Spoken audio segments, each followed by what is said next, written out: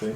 So all the players here, all the races listed here, and then this is just a random program to determine who gets what race and in which position we start. So how many races are there? So there are, I'm going to count them there, 1, 2, 3, 4, 5, 6, 7, 8, 9, 10, 11, 12, 13, 14, 15, 16, 17 races. Right. 8 And players. then you just which decide means a random one. We get, so the idea is we give people a choice. So it's a random 2 and then they get to choose from that. Right. So basically only one race is ever excluded from the cut. And that should be different every time. Mm-hmm. So it's quite neat that people get to kind of balance. I mean, I kind of like that, don't you? Yeah, and I think some of the races are just worse than others, aren't they? Yeah, yeah. So The turtles. if you just get stuck, if you had one choice and you got stuck with something awful, you'd feel not great going into the game. So Yeah, I think it's good. So yeah, we're randomising where people sit as well, which is nice. Because the game can be quite dependent on where you start, I think. Well, and also, and yeah, absolutely. And your two neighbours are sort of the two key people when you're playing with 8 people. But the people strategy cards as well, because early on in the game you get yeah. the really good strategy cards, and that can help you in technology and stuff. So there's quite an advantage to going first as well, isn't there? Yeah. Who wants to push go? Shall I push Go ahead. So there we have. Do you just want me to read these out? Yeah, go ahead. We're between Tom.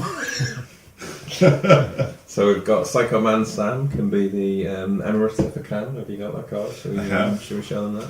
Yeah. Or the Shardak Nor. So really with the Emirate of Khan, you're controlling the kind of trade in the game, and really using those trade goods to your advantage. And you can really be quite punishing with the Emirate of Khan. I think you've won as the Emirate of Khan. I have, yeah. I mean, I think they're definitely one of the stronger races, aren't they? You are just sort of the trade meister because you're stopping other people trading and all sorts of stuff. So yeah, they're pretty strong, I think. And in an 8-player game, you always get trade strategy card being played, so they're always going to end up with those. Their bonus works every time. And then his other choice is the Shardak Nor. So they're one of the easiest yet hardest races to play. The Shardak Nor just get +1 to every dice, but in that it's a really hard game to play because you're meant to be aggressive, and it's the only play that you can do. And being aggressive in TI isn't necessarily a good thing. And everybody recognises that you've got those bonuses as well, and then you start to get targeted if it's felt that you're going to be really good at combat. Your neighbours will just build up and stop you from So doing John is player 2 with some interesting choices. So he's got the Ghosts of Creus, and so these are basically wormhole guys. They control the wormholes, and in an 8-player game you get a lot of wormholes appearing in the game.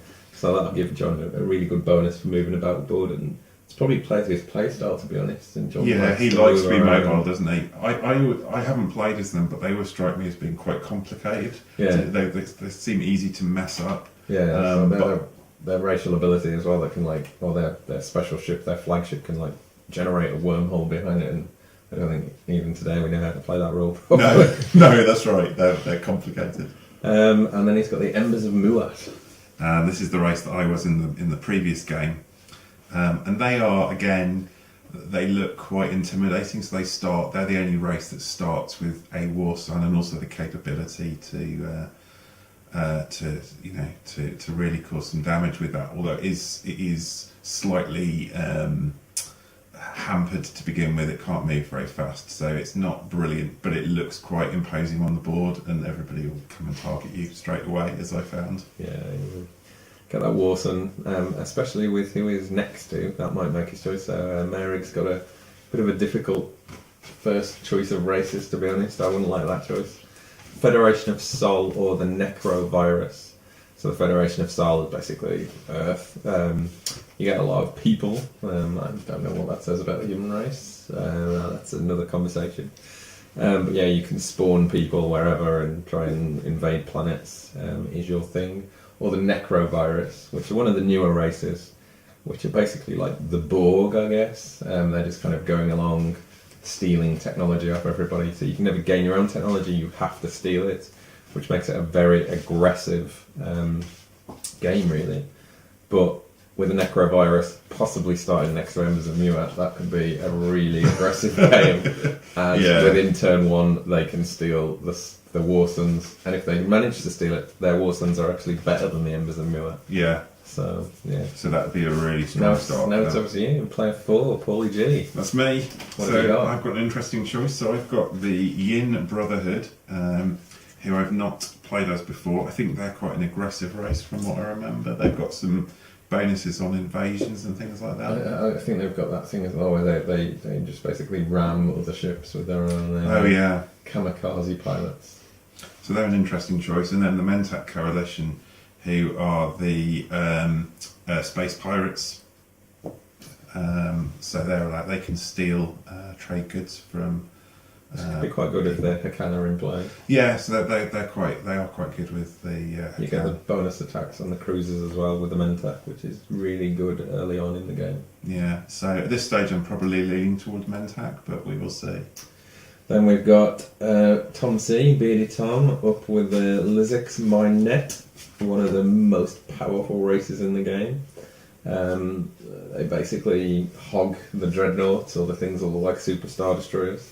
Do a lot of attacking and are really good at tech. And I can't think of anything bad about the 6 Mine Net, to be honest.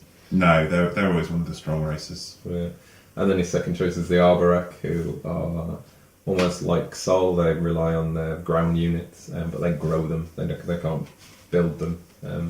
They kind of spawn, don't they, on various planets. I think they're another one that's complicated to play. I played them in my very first game, and I'd be quite interested to play them again. I think they could be quite powerful, but I think they're difficult. Yeah, I do think they're difficult.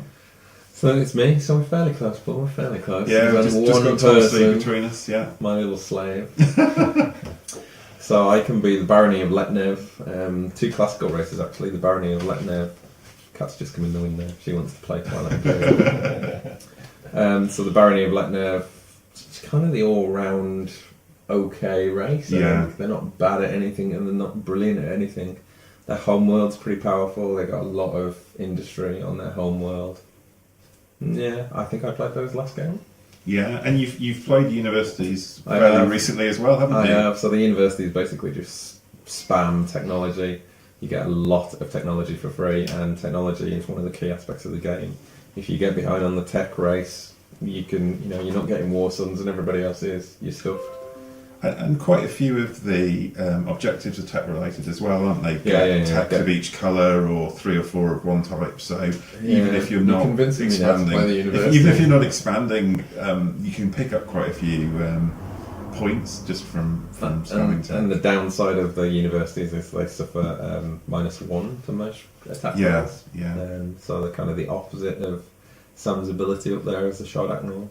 But then I guess you can pick up technology to sort of even that out fairly quickly, can't you, for individual ships? So then I'm next to the newbie, Tom S. I don't know his surname.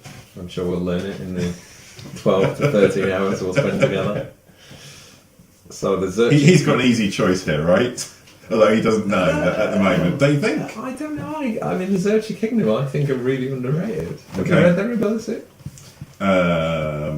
I don't think anyone's ever picked them in any of the games we've played, have we? So they give whoever's attacking them -1 to all dice rolls. Okay. So that's really bad if I'm the university, so I'm not going to war with him because then I'd be at -2 to every roll. That's pretty bad, yeah. And he can also defend his home system, so he can stop people invading it, and he basically controls the law within the game, or the Winu, which is his other choice, which I think you played recently. Yeah, and they are not quite as powerful at getting tech as the universities, but they also have an ability that lets them, and they activate the secondary of technology. They can do that even when they activate the primary or something like that. Yeah. So they can build up tech fairly quickly as well. And they get that unique. Their planet has a discount on yellow techs, which is kind of unique in the game, depending on the planets that come out. But, and then coming up last, Tom Whitehead, travelling all the way from Manchester, probably our furthest guest today. Now Steve isn't here. Yeah, he will be. He's got the Nalu Collective, or the Yssaril Tribes. And again, that's a difficult choice to make. So the Nalu Collective basically always go first. So it allows you to really kind of smash and grab, that kind of tactic of rush in, rush out. And some of their later abilities mean that they can actually force people to put activation tokens on certain areas of the board, which can be really powerful if you want to defend somewhere, if you've got a VP that you don't want anybody to take off you. Or the race that everybody thinks is the best in the game. And Tom played this recently, I think, and I think he enjoyed it. And I think he won, didn't he? I think he did win, so maybe he'll be tempted to take them again. Yeah, so the power of the Yssaril tribes is that every other turn you can skip. And so it's kind of the opposite to the Nalu, really. The Nalu get to do everything first. The Yssaril, you do everything last. You wait and see what everybody's doing, you skip some turns, and you kind of play the game out and see what happens. And you also take a lot more control of action cards, which can be really quite powerful. Yeah. So there we go. Interesting choices. So if you got to pick any of those races, what would be your number one? I really like the Lizard Command Net, I have to say. I think having the technology and the super dreadnoughts, you've got a little bit of both. You're better than the universities. Yeah, I actually think it's a really powerful race to get. And that can work really well with some of the secret objectives as well. So there's one that is all about building dreadnoughts, and you can build them cheap and they're really powerful. Yeah.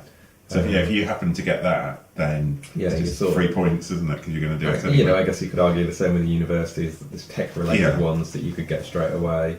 Does that leave you at a bit of an advantage over the other races? I would probably say so. But yeah, I can't decide. Apparently, we're letting over universities. It's almost like I want to wait and see what everybody else picks. I know. Well, there is a bit of strategy in that, isn't there? Yeah. I mean, I generally always go first because I've owned this game since it came out in 2003. I think it was released. One of my first games, used to pick it up with Steve, and that's why it's so worn out. Yeah. This has seen quite a few plays. Yeah, hasn't it? It has. Yeah, the expansions obviously give up that 8-player feel, and it is a day's investment, but I think it's worth it.